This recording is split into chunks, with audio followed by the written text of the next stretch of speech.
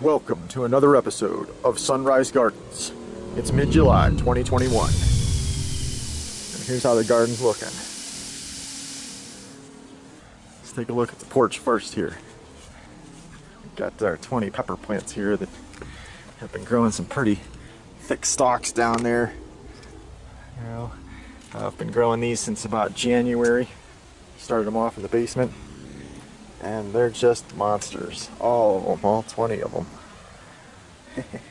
So yeah, here you got some bell peppers on the end here coming in. There's a bell pepper. Kind of give you an idea of the size of it there. It's still kind of small. I already picked off some big ones and ate them all. But now the second flush is coming through, you know, so should be monsters this time around. There's a ripening cayenne pepper there. Got a lot of them, a lot of these cayennes, which I really like because I like them better than the yellow peppers. The yellow peppers are good, but they're just not as flavorful as the cayennes. Yeah, I like a little bit of heat with my peppers. There's a jalapeno, another favorite of mine. Got a ton of them coming in here. You can kind of see here. There's 3 right there, 4, another 3 right there on that one. So each branch is going to be putting off 3 or 4, so I should have a ton of them coming in here on this next flush. Like I said, I've been picking peppers every day, so I've been having 2 or 3 jalapenos, 2 or 3 bell peppers every day, 2 or 3, 4 cayennes every day. You know, still coming in. There's some habanero. Been having quite a few of those too. I don't have those almost every day though because they're so darn hot, but every few days treat myself to a habanero. There are bell peppers in here. There's a big one right there, kind of big, getting there.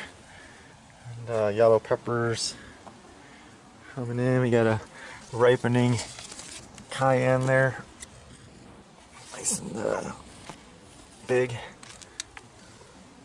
So yeah, you can kind of see that.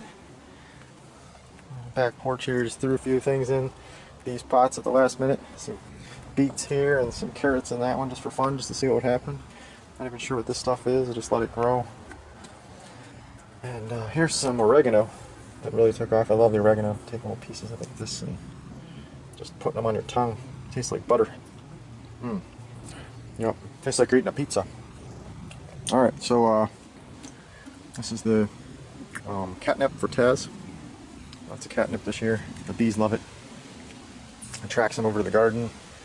And I put the catnip in the house, all in different places for Taz. So he's got like 10 different catnip branches just sticking out of different things across the whole house. More catnip over here on the patio, the table here. So we got 3 catnip plants right here. You can see all the bees. See if you can zoom in on one of them here. Going to work on that catnip, huh? But yeah, they love it, and then they pollinate the rest of my plants while they're up here. And then this is my tea, my mint that I make my tea with.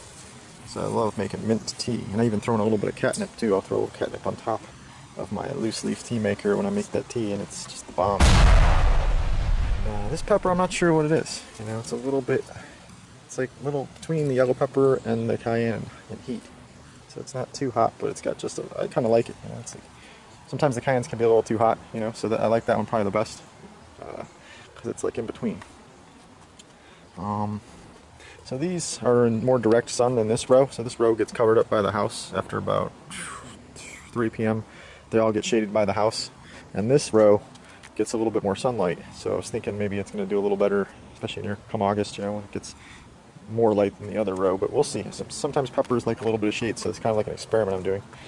So whatever row does better next year, I'll put them maybe right in the middle, or put the plants that are bigger and more robust, put them over on the this row, you know. Where they get more sun, and the plants that aren't doing so well or just a little short, maybe I'll put them over here and let them get the shade. So yeah, and then here's the the legendary red reapers coming in. They're 600 times hotter than a jalapeno. No red ones yet, but that's as red as I've gotten, is the orange one. So when that turns red, I can't wait to try that. Got another one in there turning orange. Red reapers. I got 2 red reaper plants, which the stems on those are just pretty darn intense, pretty thick. So yeah, I'm pretty proud of those Red Reaper plants. I've already had a couple and they're just insane. You can only eat like a sliver of them at a time before it's just unbearable. They get hotter and hotter too over like a half an hour period. You just take a little bite and you think you're done, but it just keeps escalating. So yeah, that's those are the peppers. So then here's my basil.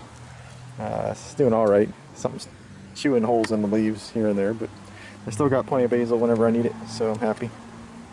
Ah, the pea cage, yeah. Looks like we got somebody in there in the pea cage, huh? Hey, bud. You guarding the peas? Thank you. You hamming it up for the camera, huh? He knows he's being recorded. Hey, bud. All right. So yeah, the peas started dancing on the ceiling. Finally, you know. They're actually at the end of their life now, so they're a little yellow, but I got so many peas, it's ridiculous in this thing, so I was pretty satisfied with the outcome. And there's still some coming in, it's just the plants don't look so good anymore. You gonna head out of your pea cage, Taz? There, let's put this rock right there. Where are you gonna go, huh? Stay close. So yeah, I mean, I've got plenty of them coming in still, you know. It's just the plant doesn't look so hot. But yeah, it's definitely dancing on the ceiling here. So that's what I wanted. It all worked out, I gotta say. The chipmunk ate all my peas last year. Every last one it ate. But this year, no. I got every last one. So it was worth all the effort to make the pea cage. You know, and oh, it looks like a thick one up there, huh? Maybe, yeah. A lot of good ones coming in at the last minute now because the plant's a bit panicked because it's the end of the season. So it wants to make a bunch of seeds. At least it's the end of the pea season. Yeah, probably another month the most of these coming in. Excuse me, Taz. Alright. Gotta lock it up. Don't forget to lock it up. Otherwise, guess who will come by and eat them all? Your bugger friend. The chipmunk man. Here, let's take Taz man over here. Oh, there's Dream, the next door neighbor's dog. Hi, Dream. You want to say hello, too? You want to say hello? Here, you want to say hello? Here. Say hello to Sunrise Gardens, Dream. Ooh, okay. Dream and Taz like to play together. They're friends. Dream likes to try to scare Taz, but Taz isn't falling for it anymore. But he does still keep his eye on her, you know, he's like, as long as that fence doesn't break, I'm good. Yeah, let's go this way, Taz. I want you to see something down here. Okay. Let's go. Let's go. Let's show everybody this stuff. Here. You want to go back in your area back here? Oh. There you go. It's his favorite spot to sit. And he looks out into the trees and sees all sorts of different things come up out of there. Last week I came out and he was sitting there just staring at a deer. It was like right about there in the lawn. And they were both just staring at each other. And as soon as I came by, the deer took off, but it was pretty funny. So yeah, this is the back. I'll start back here, why not, right? So we got the back row here with all the beans that I've planted and the corn in the midst of the beans. So if you can see these corn stalks this year, pretty thick, getting there anyway, and like forming some corn. Not that one necessarily yet, but some of them are forming corn. I'll show you. But yeah, so those are much better than last year. Oh, I got a bean here. I didn't even see that. So yeah, I got a lot of beans on the other side of the garden, but this one hasn't started producing until I just saw that one just there. So, but it's gonna be a monstrous amount of beans coming out of this back corner here. Usually what happens is the beans end up reaching over to this fence and they make like a little archway right here. And then the archway, I go underneath and I pick out a lot of beans from the archway. Oh, I love these onions here. See, these things are awesome. They're the bomb. And I just take them and eat them.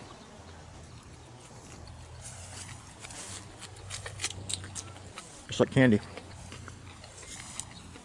Where's Taz? There he is. Hey, Bob. Still doing okay? He has to eat the grass. That's why I leave these long strands of grass. Like this. He likes to eat these things here.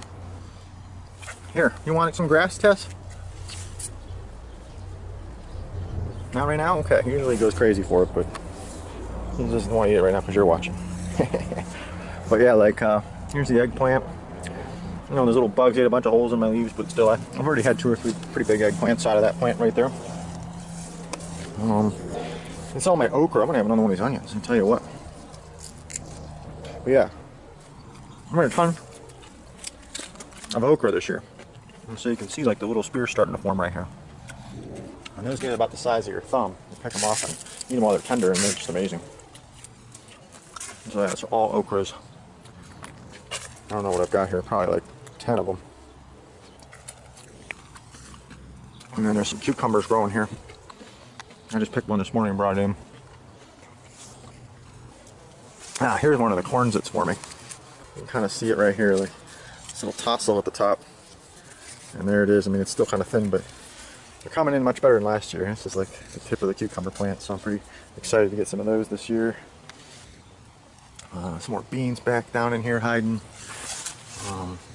Another eggplant, little baby eggplant growing here. Another eggplant here. Just kind of like another eggplant back there. Just threw them in at the last second. I don't know how well they'll do, but I needed to put them somewhere. And so I just threw them in there. So that's that. Cucumber, okra, corn bed. You can kind of get a view of this other bean bed and how the corn is getting pretty tall. Growing those little tassels at the top, way up there. Whoa! See, that's getting pretty tall. Looks like it has a lot of potential to make some good corn there. And it's kind of cool how the beans like climb up the corn and everybody works together. And then here you got the San Marzano tomato plant. One of the many beast San Marzanos that I'm growing here.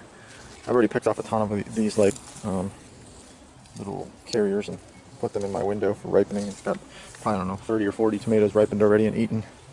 So I kind of like get a jump on this tomatoes eating that way by like picking them off early. Like especially like that one right there. I should probably pick that one.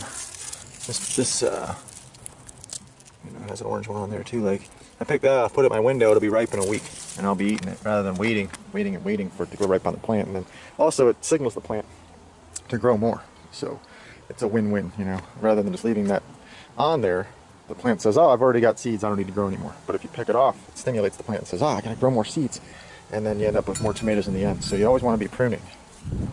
It's a good tip. My potato plants, I think, are almost ready for harvest. I mean, they're looking pretty. They say when this gets yellow and starts to die off. I mean, they still have some green ones here, so I'm waiting for them all to turn like really rancid, kind of like this one. When they all turn like this, I'll start digging out the potatoes. I've already gotten a couple potatoes surfacing. I picked, you know, 2 or 3 of them and already ate them, and they're just amazing. Unlike the store potatoes, like they're like hard as a rock. When you cut them with a knife, it's like actually hard to cut them, and they fill you up like 10 times more when you eat them because they actually have real minerals in them. It's not just grown with the bare minimum of nutrients. So yeah, that's the potatoes. I got another one over. Got some more San Marzano tomato plants. This one's of course planted a little bit later, so it's coming. Everything will happen at a different time, which is what you want to do. You want to stagger everything so everything doesn't come in at once. This bed here, this cinder block garden bed, you know, made up of cinder blocks, if you can see them, houses the Swiss chard on the edges, and the couple volunteer tomato plants. You can see them come in. See, these are regular tomatoes, just coming in down here. Should probably pick those off and ripen them myself.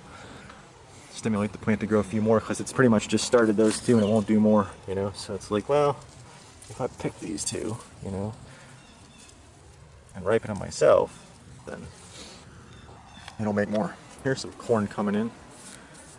You can see this one too. A little tassel at the top, that's how you can tell.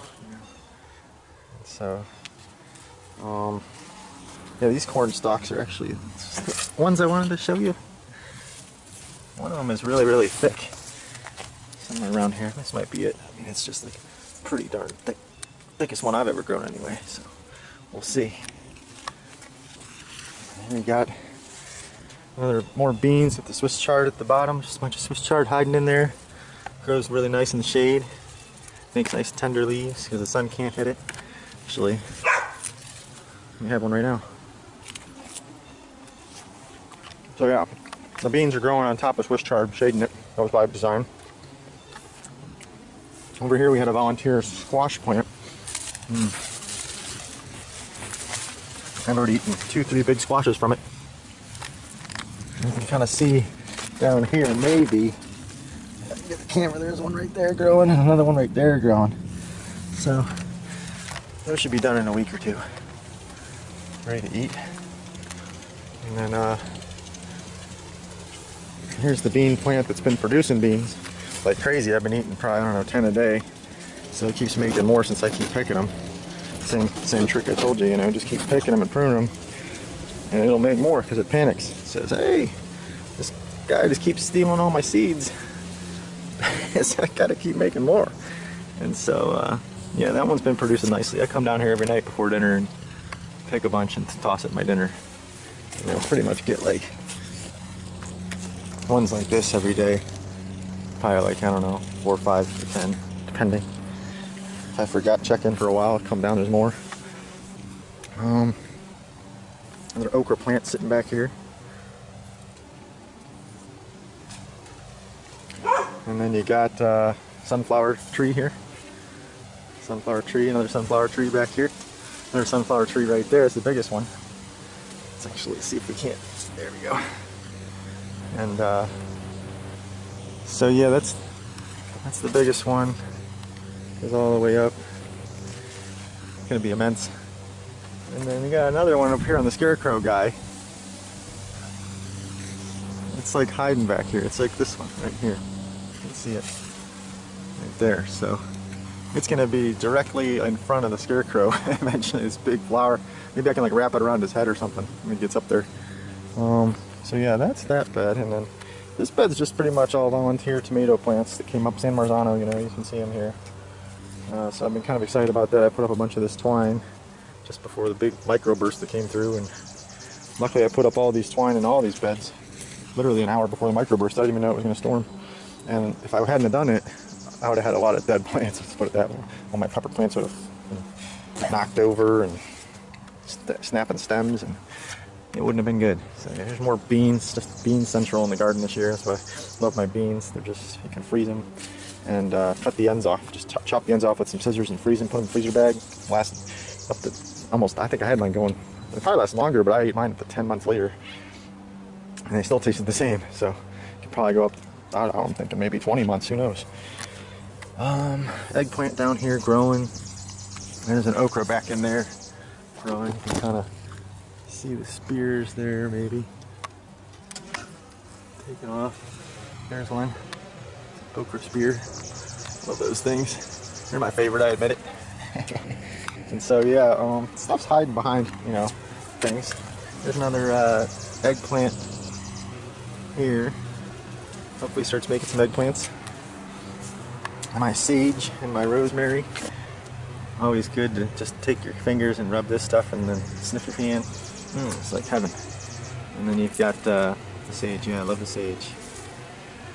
It's 6 years going, or 5 years in these pots now or something. They still keep coming back. I feed them the fish fertilizer to keep them going, but yeah, didn't have to. Just put them in the greenhouse over winter and they're fine. Oh, the greenhouse. Yeah, let's take a quick gander over there before we tour the rest of the garden since we're right here. Because I haven't been messing with this, you know, since it's been transplanted everything in the garden, but I wanted to see what the temperature is in there. Oh, let's see. Hot. Doesn't even tell you the temperature.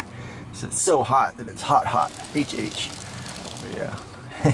99% humidity, so yeah. Yeah, probably won't have to use that again for a few months, you know. Oops. Put a chair in front of it. Got some garden supplies in here. I don't know if I ever showed you inside of there, but garden supplies, my twine and stuff. And, gloves. Kind of nice to have. A lot of my PVC coated wire ties and stuff in this one that I kind of use to, let's see if I can shade that light so you can see, just the random twisty ties and PVC ties, you know. You can see the entire garden fence is made up of those PVC wire ties. You can kind of see them here, like that's how everything's held together. Just simple twisty tie almost, you know, like foot by foot all the way around. Sitting on a milk crate, just twisty tying this together, you know. It's 5 years ago, whatever it was, you know. And so yeah, it's pretty much holding together fine. Just the hose coming down here goes straight to the sprinkler, which actually waters the entire garden nicely. It reaches to the front and back. I don't have to water this area, and even reaches way over here on the side to the squash patch. You can kind of see it there. the left side of it. It reaches way over there and gets a squash patch too, so I don't have to go over there. The only thing I have to water by hand is the pumpkin patch and the peppers on the porch. So this is like the asparagus, which is basically all going to fern right now. Oh, there's a bee right there. Let's see if we can get him. Oh. He's moving too quick. Can't get him.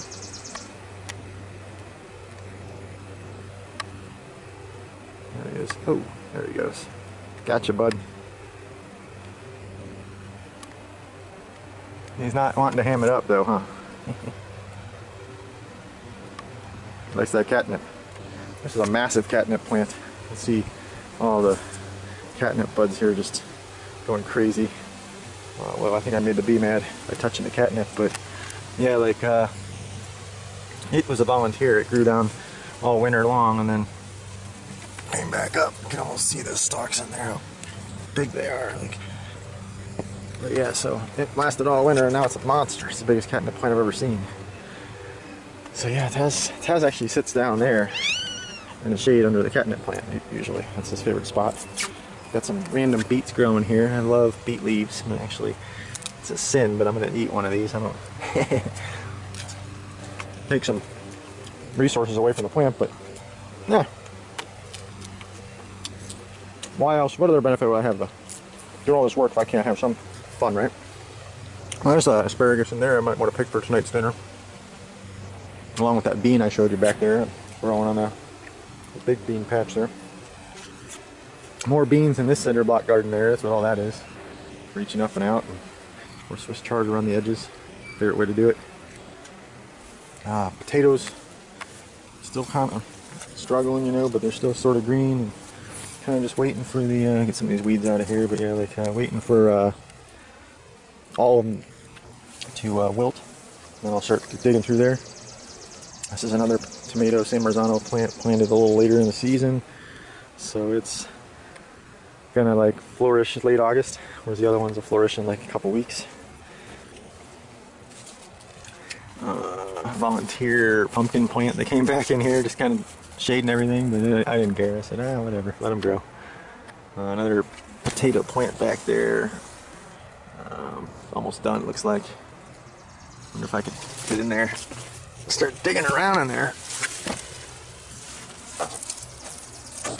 Looking for some potatoes in there. I don't know. They're probably. Oh, I thought I felt one. Let me see. Oh yeah. Hard as a rock too. So yeah, those look good. Add that to the dinner tonight. Let's put that in my pocket. So like, here's some more beets. All beets through here. Big leaves on those, so hopefully they do pretty good. I don't know. Let me see if we can kind of see if any of them are forming actual beets. Oh yeah, I mean there's one right there. Kind of see it there. In that grass anyway. Pull that out of there. But yeah, that's a nice little beet there. Can't complain. Right. Can't wait to eat those. I love my beets. Got some beans growing here up against the fence. Just stuck up this bamboo here at the last minute and did pretty good. Making it quick. They don't like climbing the fence. It's too in and out. Like they like going straight up something. They can't quite like they get stuck in the fence and they stop growing. So I stuck that bamboo up there to kind of give them a ladder up there. And then let's see. Oh, I'm gonna break this bean plant branch that's. I almost broke this. You know, I don't want to break this going across the beds here. Kind of like a vine. So yeah, that's pretty much the garden on this side. We can go check out the squash patch over here outside the fence. Squash patch. Doing pretty good. Big leaves. Got a stray cucumber back here. Looks like I should pick it now before it gets too big, right? Got this right here. Looks like the perfect size for pickling. You know, you don't want the seeds to form in there, so. Yeah, got it. So yeah, that's that. I'll put that in my pocket too. So that's, somebody put it in the crisper until I get enough to make a canning batch. kind of just stick that back there. And since I picked that too, it'll make more. Uh-oh. I think I see one that's actually getting too big as well. Yeah, got a little big on me, but it doesn't hurt to have some with seeds in them. You can save the seeds. You know, so yeah, there's one. It's not enormous, but this one I can let grow a little bit bigger before I pick it. So there we go. Glad I saw that guy. You know, put him in the other pocket here. That'll be good. Almost ready to make a batch. We'll see. Maybe in a couple weekends, make a canning batch of 7 jars. And then here you have a little baby squash plant growing there. There's another squash plant growing here, you know, right there. There's one that I wanted to pick for my dinner tonight in here somewhere. Saw him earlier. Just don't know where he was now. So much foliage. Unless the animal came in and got it or something. Let me see. Ah, there it is. That's the one for dinner right there. See him right there. So yeah, kind of hard to see them sometimes. You gotta catch them before they get too big too, or else they're tough eating. So yeah, that's the squash patch, and then down here we've got the pumpkin patch, which is taken off considerably since last time I showed you. I think gotta scoot back to even get the whole thing in the shot here. But yeah, that's the pumpkin patch. It's crawling across the lawn too. You can see these tentacles, you know, came across. They're starting to crawl everywhere on the lawn, and that's actually good because last year the best pumpkins were the ones that came across and grew on the lawn like these. This one here, you know, because if they grow on the lawn, then it's actually cooler for them, I think. The lawn's cool, and it's further away from the woods where the animals might get them. They're too scared to come up on the lawn, maybe. I already had an animal chew one of my pumpkins up. I had a nice big pumpkin, and he hit a hole in it. So, kind of thinking I need to take these off eventually when they get like, even if they're still green, I'm going to take them off and ripen them inside. Because he only started to eat it after it started to ripen a little bit. So maybe I can fix that problem just by being proactive. But yeah, you can see a pumpkin crawling up the tree over there and everything. It's going crazy. It's going way over here in the woods. It's starting to, the patch ends right there, you know, by those cinder blocks, but it's stretched all the way over to here. It's way over here. It's like right there. You see that one leaf right there? It's still pumpkin going up in there. You can, jeez, it's going in there. Who knows? I'll probably have pumpkins going down in the trees down there, all the way down the hill. We'll see. But that might not be a good thing because that's going to attract the critters, you know. But we'll see. Next year I might have to put a fence around this. That'd be a good project. Have a little gate on the front or something. I don't know how easy that would be to still get in there with the fence around the edge. So it's probably, you know, pumpkins will just climb right over the fence. So, but maybe I can keep most of them contained that way. We'll see. So yeah, that's pretty much all she wrote. I mean, you can get a shot of the garden from over here. Still see those pepper plants up there on the porch. Massive. And get an idea of Sunrise Gardens is all about. It's a never-ending project. So yeah, that's pretty much all she wrote. Thanks again for tuning in, and happy trails. All right, bye now.